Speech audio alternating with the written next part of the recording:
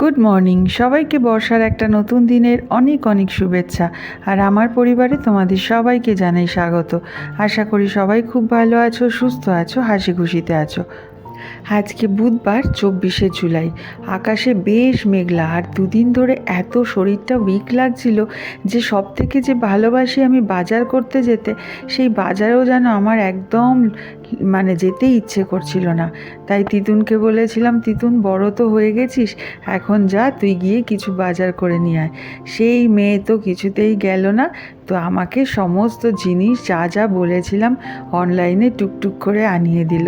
ওকে যখনই বলি যে দোকান থেকে কিছু আনিয়ে দে, তোকে তো শিখতে হবে, ব্যাস হাতের মধ্যে মোবাইল, টুকটুক করে সমস্ত জিনিস আনিয়ে দেয়। আমি আবার বাজারে যেতে খুব পছন্দ করতাম, এখন রিসেন্টলি দেখছি আর ইচ্ছে করছে না। শরীর যখন একটু ক্লান্ত থাকে তখন আর এত কাজকর্ম সারার পরে আর বাজারে গিয়ে টেনে টেনে নিয়ে আসতে ইচ্ছে করে না। তাই অনলাইনই সার। যদিও অনলাইনে আমি খুব বেশি পছন্দ করি না, কারণ কি বলতো, সবজিপাতিগুলো সেরকম পছন্দ মতন পাওয়া যায় না। ওই চাল ডাল আটা ঠিক আছে, যাই হোক সকালের ব্রেকফাস্ট বানাচ্ছি। আর কালকে আমি একটু চাল আর মুগ ডাল ভিজিয়ে রেখেছিলাম মেথি দানা দিয়ে, সেইগুলোকে সকালে মিক্সিতে ঘুরিয়ে নিয়েছি। তারপরে একটা ধোসার ব্যাটারের মতন করে নিয়েছি। এটাতে বেশ পুষ্টিকর, স্বাস্থ্যও ভালো থাকবে, হেলদি ফুড। আমি সকালবেলায় ধোসার মতন প্লেন করে নিচ্ছি, যেহেতু খুব বেশি এনার্জি পাচ্ছি না, তাই জন্য ওই ধোসার সাম্বার, চাটনি বা আলুর মশলা কিছুই করিনি। তিতুন এমনি খুব ভালোবাসে এই প্লেন মশলা ধোসার মতন। আমারও খুব বেশি খারাপ লাগলো না, ভালোই লাগলো, কারণ আমি তো ধোসা প্রেমী মানুষ। আমিও খেয়ে নিলাম। তো সকালবেলার ব্রেকফাস্টটা দারুণই বানিয়েছিলাম।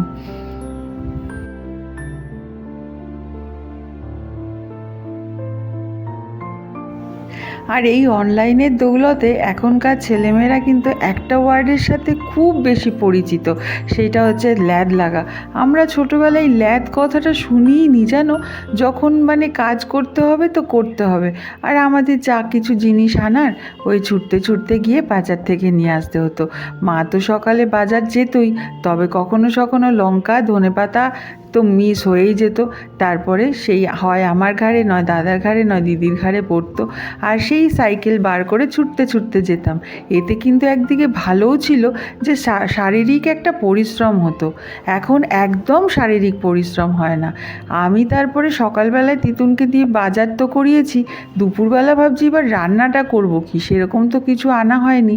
তিতুন আবার একটু 500 গ্রাম চিকেন আনিয়ে দিল, আর একটু টক দই আনিয়ে দিল, আবার সেই সঙ্গে টিপস হিসেবে নিজের জন্য একটা ম্যাঙ্গো দইও নিয়ে আসলো। এটা নাকি দই না, ইয়োগার্ট। তো আমি জানি না দই আর ইয়োগার্টের মধ্যে কী পার্থক্য, খেয়ে আমার ম্যাঙ্গো দইয়ের মতনই লাগলো। যাই হোক, ও আমাকে একটু বুঝিয়ে দিল যে ইয়োগার্ট আর কার্ডের মধ্যে ডিফারেন্স আছে। অনেক কিছু বুঝতে পারি না এখনও। যাই, আমি একটু মশলা বানাবো, আর যেহেতু ফ্রোজেন চিকেন, তার জন্য একটু কষাই করে না করলে, ওই তেল মশলা না দিলে ফ্রোজেন চিকেন একদম ভালো লাগে না। ফ্রেশ চিকেন যখন নিয়ে আসি তখন কিন্তু আবার এত মশলাপাতি আমি দিই না। আজকে আবার একটু বেটে নিচ্ছি জিরে, ধনে, একটু গোটা গরম মশলা, যেরকম দারচিনি আর এলাচ, লবঙ্গ দেইনি এতে, তার মধ্যে গোলমরিচ আর একটু শুকনো লঙ্কা। শুকনো লঙ্কা আমি খাই না, খুব কম খাই, যেহেতু আমার পেটের সমস্যা রয়েছে। কিন্তু আজকে আমি একটু শুকনো লঙ্কাও দিয়েছি। শুকনো লঙ্কা বাটা দিলে রান্নার টেস্টই আলাদা হয়ে যায়। আর বাটা মশলার রান্না খেয়ে দেখবে এত টেস্ট হয়, একদম গুঁড়ো মশলার টেস্ট আসে না। কিন্তু যখন বাড়তে ইচ্ছে করে না, তখন ওই গুঁড়ো মশলাই সম্বল। তাই একটু মশলাও বেটে নিলাম। এবার চিকেনটা তাড়াতাড়ি করে বসিয়ে নেব।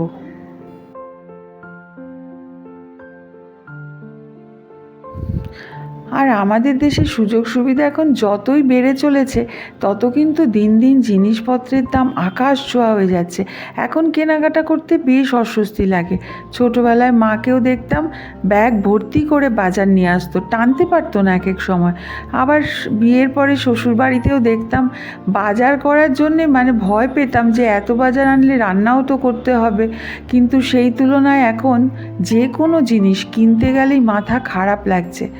আর আমার একটু ইউটিআইয়ে প্রবলেম আছে বলে জল খেতে ভুলে যাই জানো, আর এত ঘাম হয় সারাদিন, তার জন্য ডিহাইড্রেশন হয়ে যাচ্ছে, তাই মনে করে করে জল খেতে হচ্ছে। আমি একদম জল খেতে ভুলে যাই। যাই হোক, কড়াইতে তেল দিয়ে একটুখানি পেঁয়াজ দিয়ে দিলাম, ভালো করে পেঁয়াজটা লাল লাল করে ভেজে নিই, তারপর মশলাপাতিগুলো দিয়ে দেবো। ওইদিকে মিক্সিতে একটুখানি পেঁয়াজ, একটু লঙ্কা, একটু আদা, একটু টমেটো বেটে নিলাম, তারপরে এইখানে দিয়ে দিলাম বেটের ওই শিলপাটায় যেটা বাটলাম মশলাটা, সেই মশলাটা।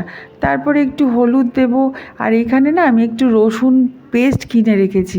আমার বাড়িতে তো জানো একটু রসুনটা বেশি লাগে, এক এক সময় আর রসুন ছুলতে ইচ্ছে করে না, এইটা বিপদের সম্বল, কিনে রেখেছি। হলুদ গুঁড়োটা দিতে যাব, ক্যামেরাটা কেমন ব্লার হয়ে গেছে। যাই হোক, তোমরা নিশ্চয়ই বুঝতে পেরেছো। আর একটুখানি মিক্সিটা ধুয়ে জলটা দিয়ে দিলাম। এইবার ভালো করে কষিয়ে নিয়ে চিকেন ম্যারিনেট করে রেখেছিলাম চিকেনগুলোকে টক দই আর নুন দিয়ে, সেইটা দিয়ে দেবো। আর এখানে একটু লবণ দিয়ে দিলাম। ভালো করে মশলাটাকে কষিয়ে নিই, কারণ এই চিকেনটা না কষা কষা করে না করলে আমার মনে হয় না ভালো লাগবে।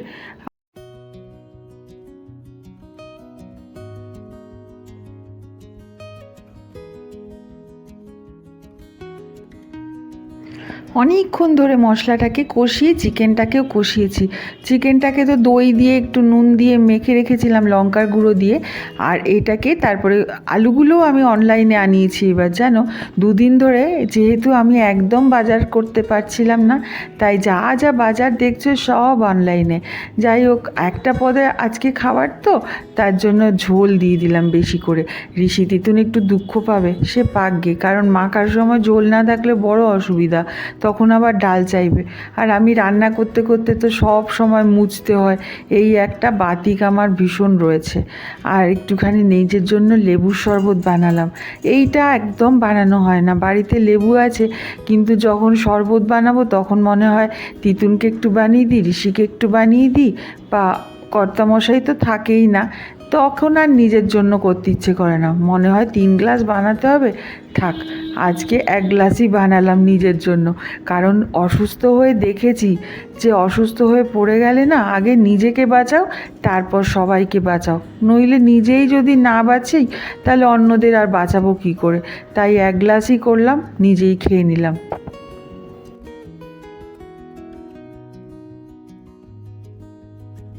রান্নাটা হয়ে গেছে, আর খেতে কিন্তু দারুণ হয়েছিল।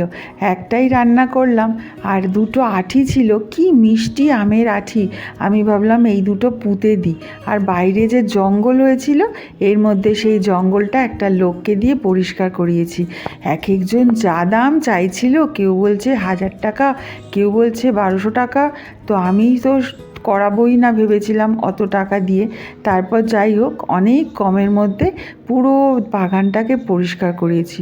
আকাশে কি মেঘ দেখো, এই বর্ষাকালে বাগান পরিষ্কার করালে 2 দিনের মধ্যে আবার বাগান হয়ে যায় জঙ্গলে ভর্তি। আর এই যে লেবু গাছটা আমাকে দিয়েছিল আমার বরকে, এই লেবু গাছটা লাগিয়েছি, দেখো কত লেবু, কিন্তু লেবুগুলোতে না একটুও স্বাদও নেই, রসও নেই।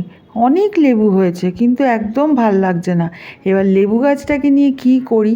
যাই হোক, এইখানে আগে আমাদের একটা আম গাছ ছিল, সেই আম গাছটা এত প্রিয় ছিল, কারণ সেই আম দোকানের মিষ্টি আমের থেকেও সেরা।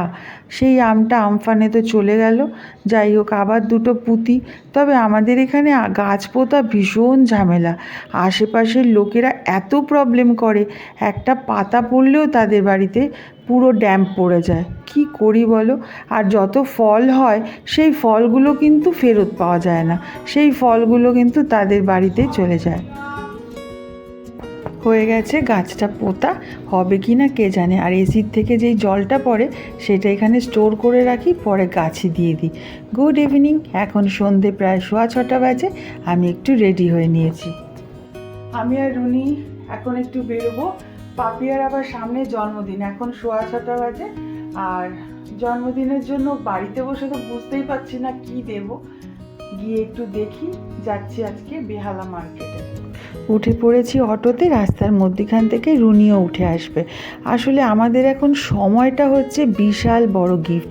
জিনিস কে কী দিল না দিল সেটা যদিও কোনো গুরুত্ব রাখে না, কারণ আমাদের কাছে জিনিস এখন এত বছর সংসার করে করে সবার কাছেই প্রায় প্রচুর জিনিস হয়ে গেছে। তাই সেই যাব আর কি ওর বাড়িতে। আর জানো, আমার কতগুলো দিদির বাড়িতেও যাওয়াই হচ্ছে না, কত দিন ধরে ভাবছি, কিন্তু কই সারাদিনের ব্যস্ততায় কেটে যায়। আমরা মার্কেটে গিয়ে কিচ্ছু আর ভিডিও শ্যুট করিনি, চলে এসেছি বাড়িতে, কারণ ভিডিওটা অনেক লম্বা হয়ে যেত। এই ম্যাক্সিটা নিয়ে এসেছি, যে কাজের জিনিস, কাজে লেগে যাবে, কারণ আমাদের যা গরম, ম্যাক্সি তো সবাই পরে। ওর জন্য একটা ম্যাক্সি কিনে নিয়ে এসেছি আমি আর রুনি মিলে। দুজন মিলেই গিফটটা দেব, আর একটু দেব সময়। ওই বিকেলবেলায় সবাই যাব, গিয়ে একটু ওর সাথে আদর করে দিয়ে আসবো ওকে। আর দিয়ে এসেছি গোপালের দুটো প্যান্টু, আর ওই টুকিটাকি জিনিস আর কি। কেনার সেরকম একটা কিছুই নেই। একটা মনে পড়লো যে তিতুনের একটা টেবিলের কভার আনতে হবে, কারণ ওরটা না সুতির কভার, ময়লা পড়লে এত ধুলো হয়ে যায়, তাই ওপরে একটা প্লাস্টিকের কভার নিয়ে আসলাম। আর এনেছি সবার প্রিয় কচুরি। আমাদের এখানে একটা কচুরির ভীষণ বিখ্যাত দোকান আছে। দোকানটা অত আড়ম্বর নেই, কিন্তু কচুরিটা ভীষণ ভালো। সেই কচুরি আর ছোলার ডাল নিয়ে এসেছি। আর কর্তামশাইয়ের না এখন প্রত্যেক দিন ওই চাকদা রানাঘাট যেতে হচ্ছে প্রায় 4 দিন ধরে, তাই ভোর 6টায় বেরিয়ে যায়, আস্তে আস্তে রাত 11টা। প্রচণ্ড পরিশ্রম হয়ে যাচ্ছে। এই যে দেখো টেবিলটায় পেতেছি, বেশ সুন্দর লাগছে না? আর আজকের ব্লগটা তাহলে এখানেই শেষ করি। ব্লগটা কেমন লাগলো অবশ্যই কমেন্ট করে জানিও। খারাপ লাগলেও কিন্তু জানাতে ভুলো না। নিজেদের অনেক খেয়াল রেখো, সুস্থ থেকো। আর মুখার্জি মশাই বাইরে যে কাজ করে তার সুন্দর সুন্দর দৃশ্য আমার জন্য তুলে নিয়ে আসে। আমি দেখতে তো খুব ভালোবাসি, তাই জুড়ে দিলাম তোমাদের সাথে এই ব্লগটাতে। কেমন লাগলো জানিও। কি সুন্দর রাস্তাটা না, লং ড্রাইভে যেতে আমারও ভীষণ ভালো লাগে। চলো আজকের জন্য বাই, গুড নাইট।